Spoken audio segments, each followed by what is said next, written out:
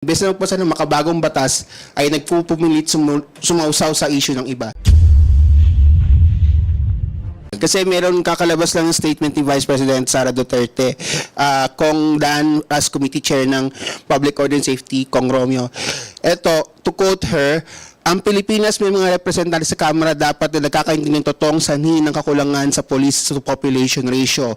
That the shortage is a figure that cannot be solved during our lifetime due to the annually ballooning population and lack of budgetary resources to hire more personnel. The country should have representatives who understand that in order to fully address the shortage, there is a need to leverage available technology and leapfrog into the future where policemen are armed with the best security products that do not require their physical presence all the time. Subalit, ang Pilipinas ngayon ay may mga representante na imbes na magpasa ng makabagong batas, ay nagpupumilit sumausaw sa issue ng iba. Your reaction? Okay, my reaction with this is this. I beg to disagree, na yung ideal ratio is not already been achieved by the PNP. We have like 115 million Filipinos, and the ideal ratio is 1:500. 1 policeman to 500 people. And kung i-divide mo yung 115 million sa 228 na mga police sa buong Pilipinas, we already have a ratio of 1:507. And having said that, we have achieved already the ideal ratio. And as a matter of fact, ngayong 2025, mag-i-increase tayo ng another 10,000 ng mga recruitment ng mga bagong police. Now, yun naman pagdating sa AFP na sinasabi natin na meron hindi ko alam kung confirm to, na meron siyang 400 na AFP. Kung ating pagbabasihan yung analytical data and mathematical computation ng pagbibigay ng security, sa ating BP Sara. Kasi meron tayong 150,000 na AFP. Kung titingnan nyo yung records, statistics. And we are archipelagic nation, di ba? At kung tayo archipelagic nation, we compose of, I think, 7,641 islands. At 2,000 doon ang inhabited ng tao. At kung 2,000 ay inhabited ng tao, di ba? At meron tayong 150,000 na mga sundalo. Kung scattered mo yan doon sa 2,000 islands, meron tayong 75 soldiers na naka-assign lamang sa bawat isla. At kung having said that, kung meron si BP Sara na 400 na sundalo naka-assign sa kanya, at meron tayong 75 soldiers sa bawat isla, I think that is excessive and that is somehow irrational. Being a public official, we must be prudent, di ba?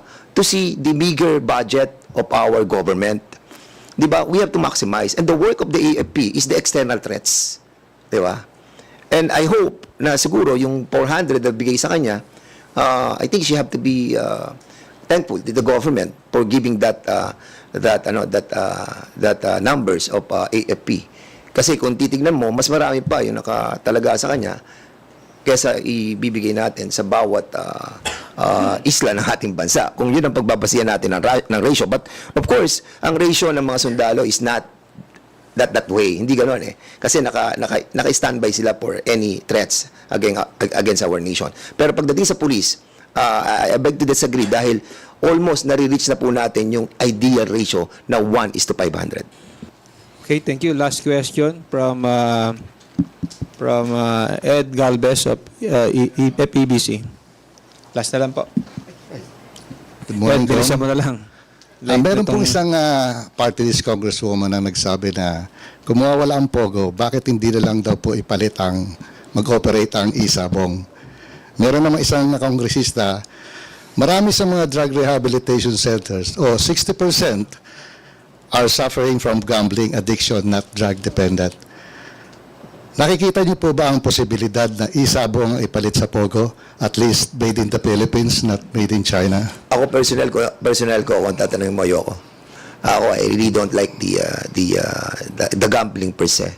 But yung POGO natin is have been pronounced by the President na to stop it, di ba? But basically, na-expose na yung evilness ng POGO. And according to Altenco, there were like 46 na mga legitimate who have paid yung kanilang mga necessary application fee, yung kanilang mga bond, which I think around $500,000 each.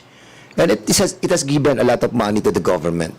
But the President have pronounced it already, you know. And I think kung papalitan natin yung isabong dito sa Pogo, it's same banana. So, I think tayo namang mga Pilipino, kaya natin mag-survive eh. Kahit nawalan tayo ng ganito, wala nga yung mga pinagkikitaan natin dati sa Subic Bay, nawala. Pero we were able to survive. Di ba? As a matter of fact, ganun tayo, resilient tayo mga Pilipino, and let it be. Lilipas din yan at makakasurvive tayo doon sa nawalang pondo na nanggaling po doon sa tinatawag natin Pogo. Thank you. Mr. Chair?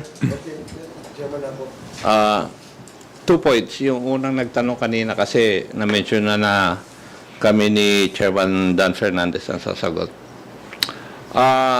Sa akin, the moment that we provide people security, personnel, we deprive the Filipino people of 2-3 security personnel. Di po ba? Kasi ang police force, for example, nandyan to keep peace and order for the whole country, para sa tao. Kung alisin natin sa isang bayan, gawin natin security yung 3, you're depriving that place of 3 protective security personnel. Yun yung akin. That is my answer to your question. Now, yung pong katanungan po ninyo, isabong will replace Pogos. Alam po ninyo, when we were discussing itong Pogos na ito, wala pa yung pronouncement ni Presidente, we were balancing yung economic versus the social ills. In the same manner, if we look at isabong, may economic portion of it, meron ding social ill na nangyayari. But as far as I have observed on the ground, nung existent pa yung isabong, malaki po ang nangyayari dun sa, yung sa isang pamilya. Kasi karamihan ay nangungutang na to the extent na pati yung sweldo nila wala nang may uwi dahil lang sa pagsusugal. And I think yung statement mo to, na meron ding gambling addiction, I think that is true. Marami pong salamat. Thank you, sir. May I say something? Ikaw muna ka. Chairman, ganito po. Kasi parang, hindi ko na maintindihan, replace isabong to po, Pogo. Kasi magkaiba yun, di ba? Now you're talking, of course, with due respect to all those proponents for isabong, it's all about resources for government, di ba? Eh, pwede ibang platform yun eh, di ba? Isabong ang Pogo, magkaiba yun, di ba? Now, the President has ordered to stop Pogo. Now, yung isabong, tingnan mo yung isabong, balikan natin STL. What is the rationale behind STL? Di ba? To stop wetting, to stop illegal gambling. Di ba? Ngayon, para daw yung mga nagwe-wetting, yung mga operators, malaking operators nationwide, magliligal na, kaya may STL. But as of now, is illegal gambling stop? Yung wetting stop? Yung bookie stop? No. Kaya, again, with due respect to all those problems, it's all about resources for the government. Diba? Now, kaya ako, personal opinion ko dyan, ilatag muna natin yung rationale behind the legalization of isabong. Di ba? Ilatag muna natin. Huwag muna tayong mag-usap doon sa palitan yung Pogo sa isabong. Because pag ganyan, we are just talking about resources of government. Of course, we admit na may problema talaga, may kulang, may kailangan habulin. But on the basis of isabong for Pogo to replace Pogo, medyo malabo. And number 2, the rationale behind. Bakit kailangan natin illegalize ulit ang isabong?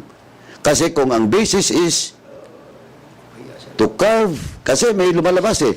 Kasi kahit daw illegal na, may order na to stop isabong, tuloy-tuloy pa rin yung online isabong. Underground, illegal. So, kailangan mo illegal na naman para to stop illegal isabong operations. Eh, babalik tayo doon sa STL.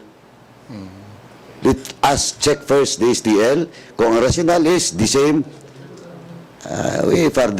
siguro kailangan mag-aral ulit. Balikan muna natin yung nakaraan natin doon sa STL. Yeah, thank you, sir. Thank you po. Ako naman, any form of gambling promotes corruption. Tama yung sinabi po ni Congressman Acop na social ill po ito. Now, even if any form of gambling could provide some resources to the government, it is still a social ill. We cannot deny that. For example, sabi ni Chairman Altenco, there are now 44 licensed POGO in the country. But there are more than 400 illegal POGO hubs in the whole nation. So ano yan, no? Okay, sa amin nagsimula ang Isabong sa distrito ko.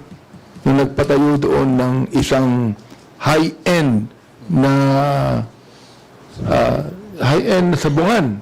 So sa distrito ko, we actually fired against that. Bakit? Sapagkat yung Santa Ana is a historical site yan Oo, at maraming simbahan doon, maraming paaralan, pero nagtayo pa rin. Oo, sapagkat kinampihan noong dating mayor, yung nagtayo ng sabungan. Now look ano nangyari? Nung binuksan nila yan, 6 agad ang nawalang tao doon sa sabungan na yan. 4 months later, 31 na ang nawala. Hanggang ngayon, nawawala pa rin yung mga tao. Kaya hindi mo pa rin maalis ang korupsyon sa gambling. Kaya dapat sa akin, ihinto na ang gambling sa Pilipinas sapagkat hindi nakakatulong yan sa economic development. Oo, meron tayong mga bansa, Malaysia, UAE, walang gambling dyan. Pero may yaman mga bansa yan. Pwede mo tayong maging mayaman kahit walang gambling Thank you, sir.